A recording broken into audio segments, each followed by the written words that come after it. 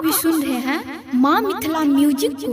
हालो चेक हालो जी हाँ दोस्तों, हर साल की भांति इस साल भी कमरे में सरस्वती पूजा समिति। आप अभी सुन रहे हैं माँ मिथिला म्यूजिक को।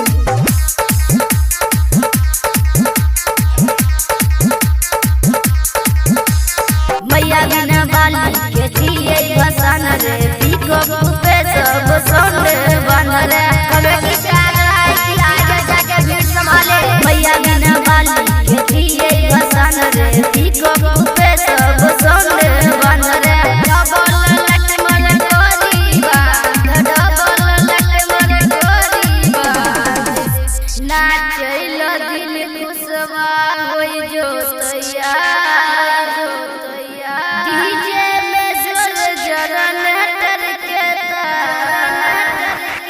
नाचैलो होई जो दिल खुशवा तैयार, होई जो तैयार, डीजे में जोर जरन करके नाचैलो होई जो दिल खुशवा तैयार, होई जो तैयार, डीजे में जोर जरन करके रे रमपुरा रे ललकी फराक गाड़ी को लाइन मारता है रे, सब देख रहे हैं तुम्हारा खेला।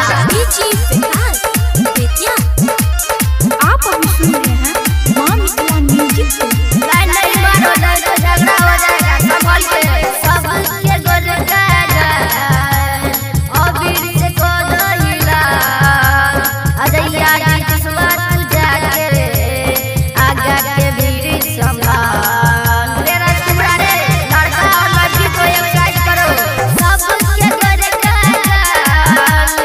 अबीर से को दहिला, विनोद बाबा किस्सा तू जाके आगा के भीड़ संभाल, बगल में जाके तू होई नहीं रे ठान, बगल में जाके तू होई नहीं रे ठान, नाचैलो होई जो मनोज बातैया,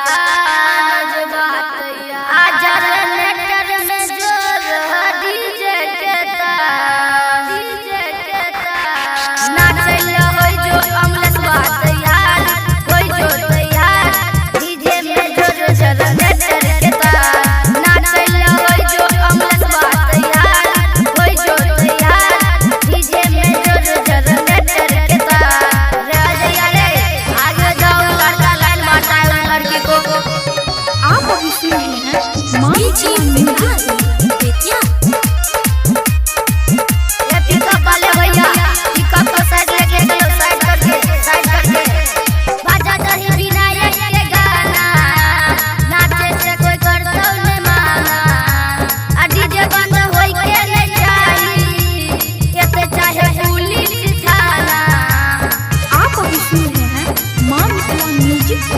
बाजा दही विनायक के गाना, नाचे से कोई करतो न माना, आ डीजे बंद होई के नहीं जाई, एते चाहे पुलिस थाना। सबसे बड़का जिया रंगदार, सबसे बड़का जिया रंगदार, नाचैलो होई जो सब छौरा तैयार, डीजे में जोर जरन करके आ नाचैलो होई जो सब छौरा तैयार, होई जो तैयार, डीजे में जोर जरन करके नाचैलो होई जो अमलेश बातैयार, अजैया तैयार, डीजे में जोर जरन करके सिंगर विनायक बेदर्दी। आप अभी सुन रहे हैं माँ मिथिला म्यूजिक को।